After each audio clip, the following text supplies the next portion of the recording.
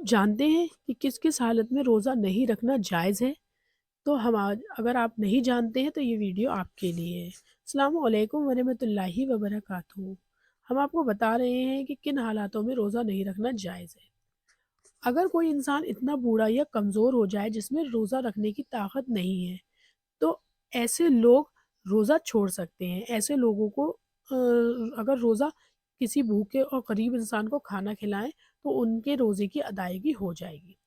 اگر روزہ رکھنے سے کسی بیمار کو بیماری کے بڑھ جانے، بیماری کے دیر سے ٹھیک ہونے یا بیماری سے جان کا خطرہ ہو تو ایسی حالت میں روزہ نہیں رکھنا چاہیے، لیکن اس کے لیے کسی مذہبی رکھنے والے ڈاکٹر یا ماہرین کی رائے ضروری ہے۔ ایسے لوگ صحت ٹھیک ہونے پر قضا روزہ رکھ سکتے ہیں، حالانکہ ان کی طرف سے ایسا بہانہ کر کے روزہ نہ رکھنا درست نہیں ہے کہ وہ صرف بہانہ کریں کہ ہماری طبیعت ٹھیک نہیں ہے اس وجہ سے ہم روزہ نہیں رکھ رہے ہیں، تو ان پر کفارہ واجب ہو جائے گا، نہیں تو وہ قضا روزہ رکھ سکتے ہیں۔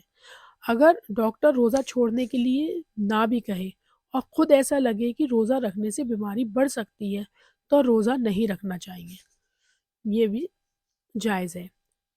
چوتھی چیز، اگر مریض بیماری سے ٹھیک ہو گیا لیکن اسے ڈر ہے کہ روزہ رکھنے سے بیماری کے لوٹنے کا خطرہ ہے تو بھی روزہ نہ رکھنا جائز ہے۔ پانچواں، اگر کوئی سفر میں ہو تو اسے روزہ نہ رکھنے سے چھوٹ ہے، لیکن اس کے بعد ان روزوں کی قضا ہے کہ جب وہ سفر سے واپس آ جائے تو اس نے جو روزے چھوڑے ہیں وہ ان روزوں کی قضا کرے، ان روزوں کو رکھے۔ چھٹا، اگر سفر میں روزہ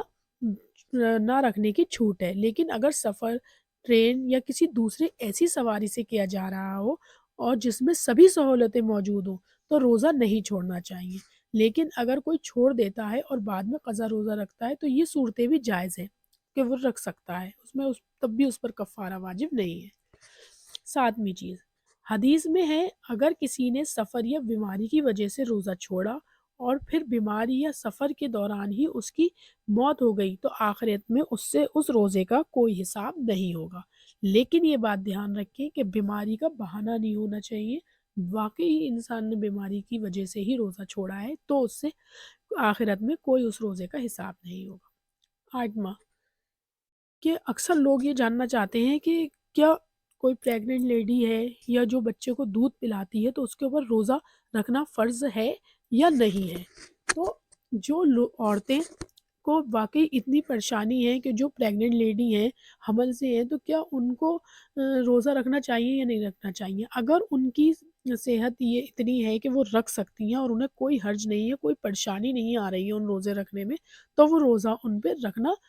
فرض ہے۔ لیکن اگر انہیں پریشانی آ رہی ہے یا ڈاکٹر نے بھی کہہ رکھا ہے کہ آپ اگر روزہ رکھیں گی تو آپ کو پریشانی ہوگی یا پانی کی کمی ہو جائے گی یا آپ کی طبیعت بگڑ سکتی ہے، تو ان حالتوں میں گربوتی عورتیں جو پریگننٹ لیڈی ہوتی ہیں یا جو بچے کو دودھ پلاتی ہیں وہ روزہ نہیں رکھ سکتی ہیں،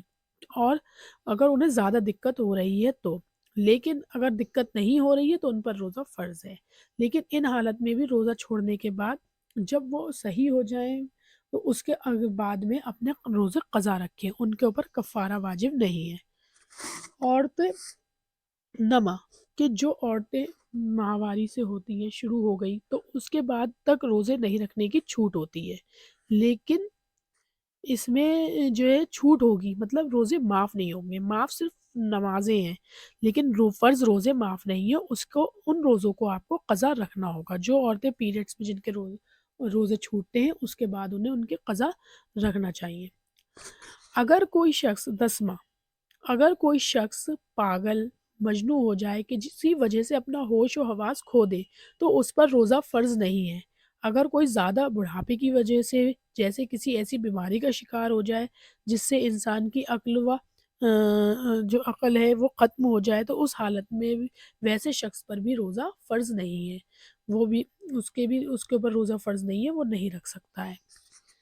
11واں، ایسا کوئی شخص جو بہت جسمانی کام کرتا ہو، لگاتار سفر میں رہتا ہو، جیسے ریل، بس،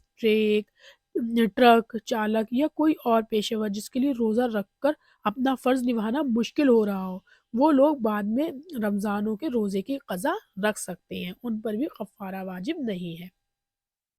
تو یہاں یہ کچھ چیزیں ہیں جو میں نے آپ کو بتائی ہیں کہ ہم روزہ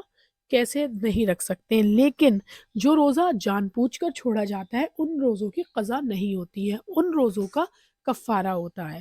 تو یہ کچھ چیزیں ہیں، آپ مجھے بتائیے گا کہ آپ کو یہ کیسے لگی، یا آپ کو معلوم تھا کہ کس چیزوں کی قضا ہوتی ہے اور کس کا کفارہ؟ السلام علیکم ورحمۃ اللہ وبرکاتہ۔